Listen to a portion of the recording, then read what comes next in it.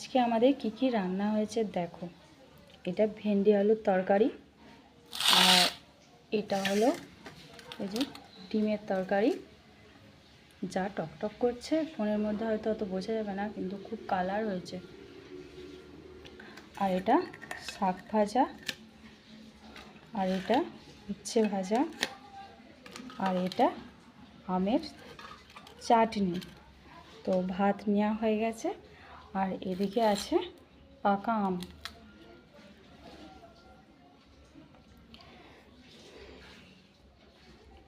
ফোনের মধ্যে মনে হচ্ছে যেন কালার হয়নি, তাই না? কিন্তু খুব কালার হয়েছে। এটা মনে হচ্ছে খেতে খুব বেশি ভালো লাগবে, এটা খুব বেশি খেতে ভালো লাগবে। রান্না করা যে হয় না, রান্না করার ভিডিওটা দিতে পারি না, কারণ অন্ধকার তো,